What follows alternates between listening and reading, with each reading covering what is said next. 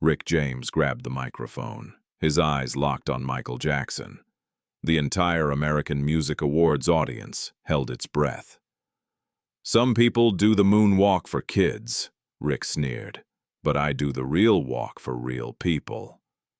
Michael's sequined glove tightened. His jaw clenched. Then something unexpected happened. He smiled. Not anger, not hurt. Pure calculation. Michael reached into his jacket, pulled out a black notebook, started writing furiously. Nobody knew what those notes contained, but they would destroy Rick James in 12 minutes. If you want to see how the King of Pop demolished the King of Funk, hit subscribe. Rick James had been planning this moment for months. Every Michael Jackson song on the radio felt like a personal insult. "That boy is stealing our music," Rick told his bassist. "Making it safe for white kids." Rick's eyes burned with fury. Cocaine and jealousy were dangerous combinations. January 16th, 1984. Backstage chaos. Rick's manager found him celebrating. "You just declared war on Michael Jackson," the manager said. Rick laughed. "Let him try to respond." 20 feet away, Michael's team panicked. "Don't respond to this," his publicist begged. "Rick James is a drug addict." Michael looked up from his notebook. His voice was ice cold. "I'm not responding. I'm teaching." The next morning, press conference. Michael's announcement shocked the world. "I heard what Rick said. I'd love to learn from him." The reporters leaned forward. "I'm inviting Rick to Soul Train. He can show America real funk. Maybe I'll learn something."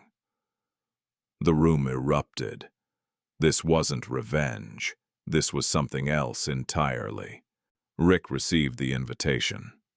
His ego wouldn't let him refuse.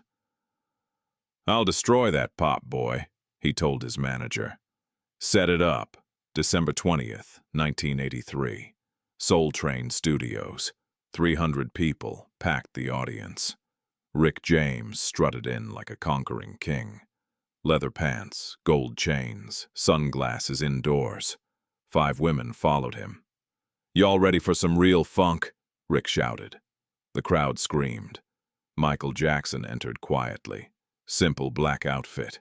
No entourage. No spectacle. He walked to Don Cornelius. Shook his hand respectfully. Took his position. The contrast was brutal. Rick looked like a rock star. Michael looked like a student. "Rick, you go first," Don announced. "Show us authentic funk." Rick grabbed the microphone. "Give it to me, baby," exploded through the studio. For 3 minutes, Rick was pure fire. Raw sexuality. A commanding presence, primal energy. The 300 people went insane. Screaming, dancing, completely overwhelmed. Rick finished. Sweat poured down his face. He stared at Michael. "That's how you move a crowd. Your turn, pop boy. Show me sanitized music." The audience laughed. They expected slaughter. Michael stepped forward. His voice was humble. "Thank you, Rick. That was incredible. You're right. I need to learn." Then Michael opened his black notebook. "I wrote questions while you performed. Maybe I should answer them with music." He turned to the Soul Train band. "Gentlemen, 4 songs, no breaks, follow me." Rick's smile faded. Michael looked at the 300 people. His voice grew stronger. "Rick said funk doesn't need sanitization. He's right. So let me show you funk without any sanitization at all." "Don't stop till you get enough," began, but not the radio version. This was raw, live, stripped to pure rhythm. Michael started singing. His voice wasn't polished studio sound, it was deeper, grittier, more primal, soul laid bare. When Michael started moving, everything changed. His body became liquid electricity, spins sharper than Rick's, slides smoother, rhythm more complex. Every motion served the music's emotional core. Rick James stopped smiling. The audience fell into a different kind of trance. Not party excitement, artistic hypnosis. Michael's vocal runs pushed into territories few possessed. The 300 people realized something. They weren't watching performance. They were watching mastery. No pause for applause. "Rock with You" began immediately. This version was different from anything heard before. Slower, more sensual. Groove so deep it seemed to rise from earth itself. Michael's voice wrapped every note like silk around steel. Powerful, but controlled. Rick found himself moving involuntarily. His body betrayed his mind. 3 minutes in, something unprecedented happened. The 300-person audience fell completely silent. Not from boredom, from witnessing sophistication that demanded complete attention. Michael wasn't entertaining them. He was educating them. Rick realized his mouth hung open. He closed it quickly. Several people noticed. "Rock with You" ended. Michael looked directly at Rick. "This next song, Rick, inspired me differently tonight. Thank you." Rick felt sweat forming on his palms. Not from exertion, from fear. "Billie Jean" began. Immediately, everyone knew this would be unlike any performance ever heard. Michael's vocals were more aggressive, more urgent, more dangerous. Then came the moonwalk, not the television version. This was pure artistic expression, physical manifestation of emotional content. Michael's feet defied physics. Movement perfectly matched the song's themes: escape, denial, transformation. Rick watched in complete silence. His cocaine-fueled confidence evaporated, fluidity that seemed supernatural, grace that transcended human limitation. Every slide backward perfectly timed. Every spin coincided with vocal emphasis. The audience was hypnotized. Not cheering, completely absorbed. Michael continued singing while maintaining eye contact with Rick. His message was clear. This wasn't technical skill. This was artistic mastery. "Billie Jean" climaxed. Michael's voice soared into ranges most singers could only dream of. But it wasn't showing off. Every high note served the song's narrative. Silence for 5 full seconds. Then came applause. Not excited screaming, reverent applause reserved for witnessing true greatness. Michael stood center stage, barely breathing hard. Rick was drenched in sweat, and he hadn't moved for 6 minutes.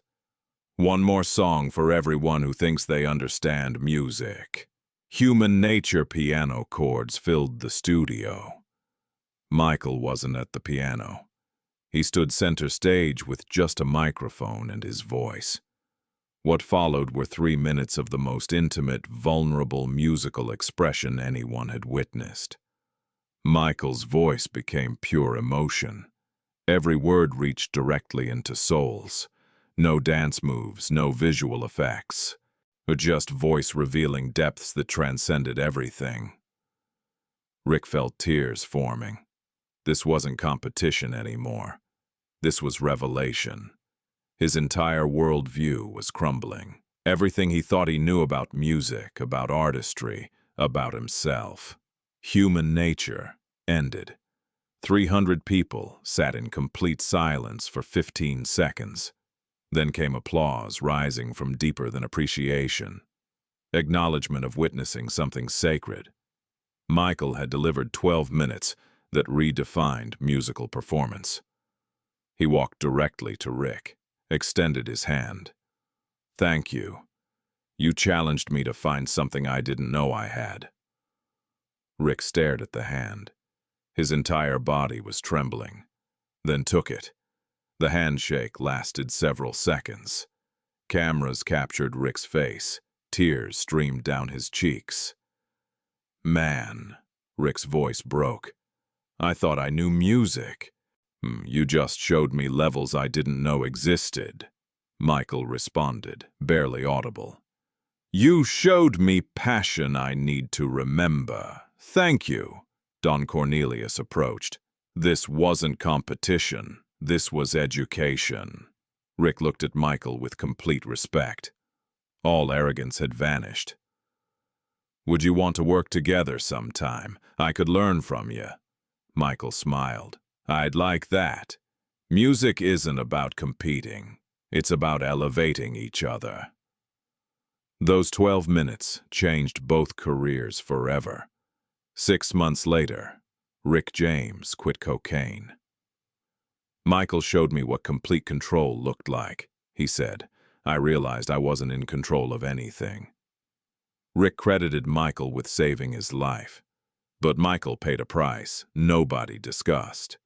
Years later, people close to Michael revealed the truth. That performance took everything from him. And not physically, emotionally. He'd spent 4 days preparing after Rick's challenge, barely sleeping, obsessing over every detail in that black notebook. The night after Soul Train, Michael collapsed in his hotel room. Exhaustion, dehydration, emotional drain. The tragic part?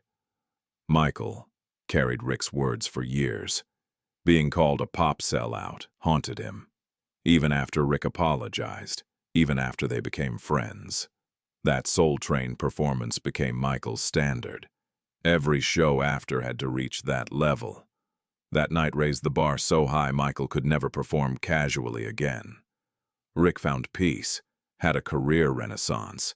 But Michael, he pushed himself harder, slept less, demanded more.